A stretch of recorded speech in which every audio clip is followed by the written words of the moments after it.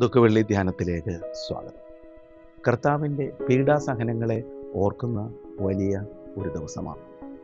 കർത്താവ് നമുക്ക് വേണ്ടി സഹിച്ച വേദനകൾ, അവൻ്റെ ക്രൂശ് മരണം, അവൻ്റെ ഉയർപ്പ്, കർത്താവിൻ്റെ വീണ്ടും വരവ്, ഇതൊക്കെ ഏത് വിശ്വാസിയെയും നിലനിർത്തുന്ന, ബലപ്പെടുത്തുന്ന വലിയ ശക്തിയാണ്. ഈ ദുഃഖവെള്ളിയിൽ നമ്മൾ ഓർത്തിരിക്കുന്ന 3 കഥാപാത്രങ്ങളുണ്ട്. 1 പത്രോസാണ്, 2 ഇസ്കരിയോത്തെ യൂദയാണ്, 3 ക്രൂശിലെ കള്ളനാണ്. 3 ധ്യാനചിന്തകൾ ഇന്ന് പങ്കുവയ്ക്കാണ്. 1 ഫിയർ ഫിൽഡ് ഡിനയൽ, ഭയത്തോടുകൂടെയുള്ള തള്ളിപ്പറച്ചിലാണ്. മത്തായിയുടെ സുവിശേഷം 26-ാം അധ്യായത്തിൽ അത് വ്യക്തമായി എഴുതി ചേർത്തിട്ടുണ്ട്. മറ്റു സുവിശേഷങ്ങളിലും ഉണ്ട്. യേശുവിനെ പിടിച്ചപ്പോൾ കൂടെ പോയ പത്രോസ് ഭയത്തോടുകൂടെ അവനെ തള്ളിപ്പറയുക. പത്രോസ് പലവട്ടം ബീബു പറഞ്ഞിട്ടുണ്ട്, ആരെതിർത്താൽ ഈ ലോകം മാറിയാൽ ഞാൻ നിൻ്റെ കൂടെ കാണും. പക്ഷേ ഭയത്തിൻ്റെ മുമ്പിൽ അവൻ്റെ ധൈര്യവും അവൻ്റെ ശക്തിയും അവൻ്റെ ഏറ്റുപറച്ചിലും ഒക്കെ താളടിയായിപ്പോയി. അവനെ നയിച്ചത് ഭയമാണ്. യേശുവിനെ അവൻ അറിയത്തില്ല എന്നുള്ളത് ഒരു പക്ഷേ സത്യമാണ്. കർത്താവിനെ പത്രോസിനെ അറിയാവുന്നത് തല കീഴായി അവൻ ക്രൂശിക്കപ്പെട്ടപ്പോഴാണ്.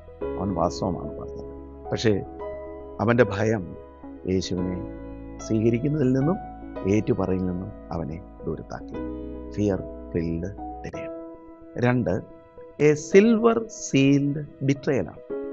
വെള്ളിയിൽ പൊതിഞ്ഞ ചതിയെ പറ്റിയാണ്. അവൻ്റെ കൂടെ ഭക്ഷണം കഴിച്ചമാണ് ഇസ്കരിയോത്തെ യൂദ.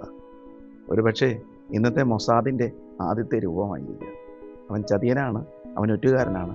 യേശുവിൻ്റെ കൂടെ നടന്ന് അവൻ യേശുവിനെ പറ്റിയുള്ള വിവരങ്ങളെല്ലാം മഹാപുരോഹിതന് കൊടുക്കുകയാണ്. 30 വെള്ളിക്കാശ് എന്താണ്? ഒരടിമയുടെ വിലയല്ലേ? ഒരടിമയുടെ വിലയാണ് അവൻ ഇട്ടിരിക്കുന്നത്. അന്ന് പാലസ്തീനയിലെ 4 മാസത്തെ വേലയുടെ കൂലിയാണ് ഈ അമൗണ്ട്. അതുകൊണ്ട് ഒത്തിരി കാര്യങ്ങൾ നേടാമായിരിക്കാം.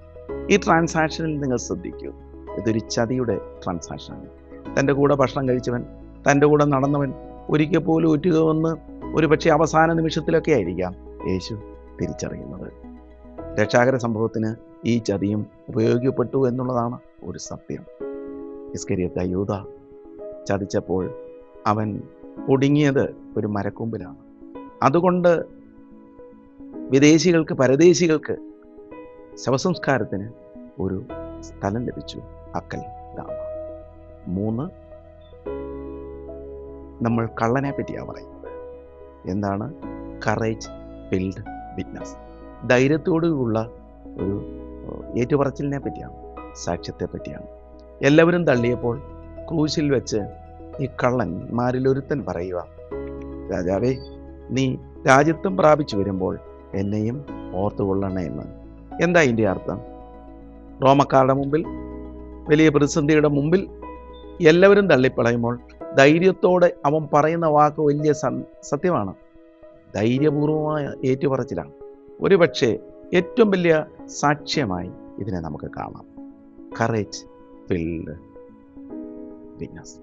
ഈ 3 ധ്യാനങ്ങൾ ഈ ദുഃഖവെള്ളിയുടെ ധ്യാനമായിട്ടിരിക്കട്ടെ. ഇത് നമ്മുടെ ജീവിതത്തെ യേശു കർത്താവിന് വേണ്ടി രൂപപ്പെടുത്താൻ സഹായിക്കട്ടെ.